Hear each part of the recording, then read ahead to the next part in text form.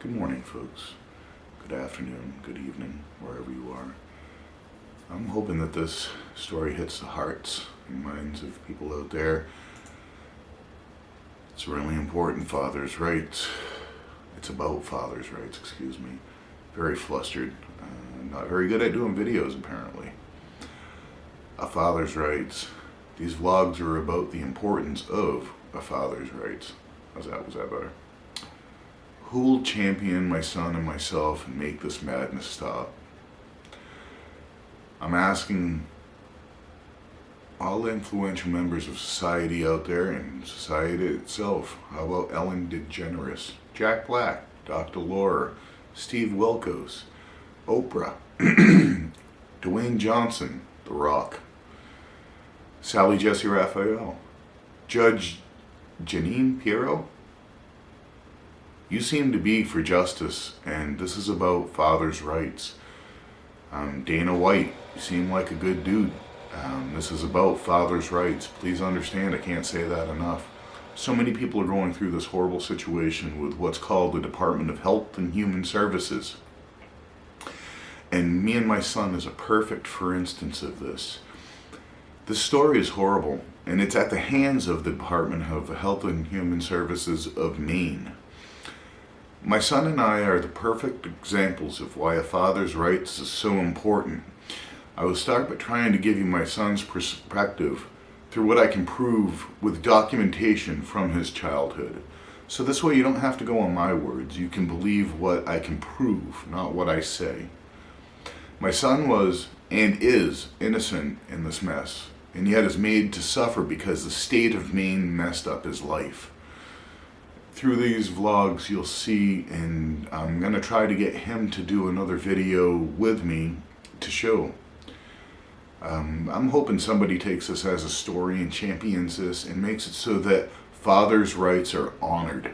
That the people, powers that be, are made to be held accountable. I digress, let me get back to this. I'm only doing a 5-minute video. There's going to be multiple vlogs. I want to say that the state of Maine had my son on many different medications, and most of the ones are known to have long-term effects. And really quick, I'll read you what those are. Oh, by the way, I have a sealed case by the state of Maine right here saying that there's embarrassing stuff in here. Not by me and my son. Maybe by them it would be embarrassing. Here's the medications that he was on. Zoloft, Concerta, Buspar, Risperdal, Zoloft again.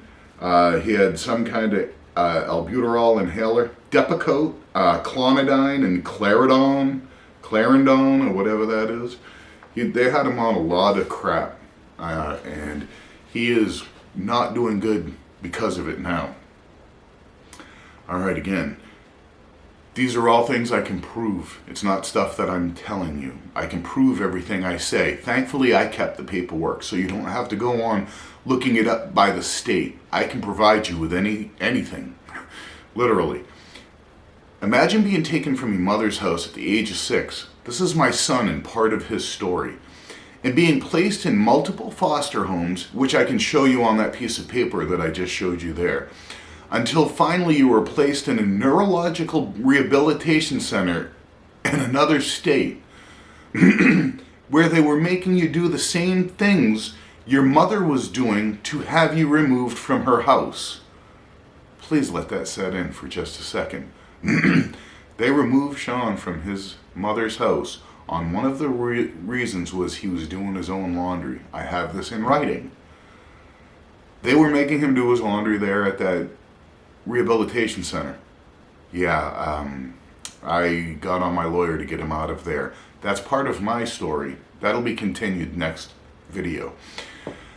Now imagine that you knew your father loved you and he wanted you with him. And being told that's not possible placement at this time. And not given a good reason as to why. All the while discriminating against the father and denying him his rights. What my son and myself are going through is a direct result of why a father's rights should be honored and respected, or respected and honored. My son has no health insurance, no dental insurance, no life insurance. He owns no properties, has no assets, no stocks, no bonds, and has very few career opportunities. This is all at the direct result of them not honoring a father's rights. This is what this is about. It's about father's rights. And I hope somebody out there sees how frustrated I am with this. This is horrible that these monsters continue to get away with this even today. Part of my story in the next video. Supposedly there is what's called caseworker accountability. I have proof that Maine does not uphold any consequences for the accused. In example, I, in many attempts via email as well as phone calls, tried to inform the powers that be. In example, governors, senators, Congress representatives. I have tried everyone I could think of, including the child's ombudsman. And everything I have in writing, by the way, not mine. This is correspondence I received with their letterheads, the powers that be, that is. The Volunteer Lawyers Project, Pine Tree Legal, as well as many other lawyers. All they would do is ask the accused, are you doing your job? And of course they, the accused caseworker, would answer truthfully, right? Right? That's what they do. They're truthful about their jobs. Yeah. Or the lawyers would say, sorry, the statute of limitations has run out. This, as well as sealed cases, are what these people hide behind. And it is time for that to stop. Completely. I have a sealed case from the state of Maine that says I can't share it with anyone. I'm willing to share it with anybody. I don't care what they say. They're some trash. That's what they hide behind. Something to consider is court-appointed attorneys and the effect they have on society. If one calls an attorney and asks for help in suing the state, the attorney wants nothing to do with that case. The theory there is most attorneys have a certain number of cases that are court-appointed or work under that basis. And the funds for that attorney come from the state. Simple math there. I'm not lying. Look it up for yourself. I'm going to end this video with the promise for another, explaining things from my point of view, as well as Sean Jr.'s, again, best I can. I'm asking everyone for help, especially the influential members of society. This father was discriminated against. My rights were violated. All the while, Maine's DHHS, Department of Horrible Human Services, kept my son from me. I'm begging for help, not only for my son and myself, but for all the fathers out there who need help becoming the dads I know I could have been. This is truly about fathers' rights and the DHHS of Maine. And if the DHHS of Maine would have honored mine, this mess would not be. Sorry to sound so frustrated, folks. This is so horrible to go through. I've been writing this stuff and going through this stuff, and this is not just the beginning of this. This goes back before I left Maine. I'm living in Michigan now. This goes back before anything, and that's part of the story of mine. I hope you'll view it.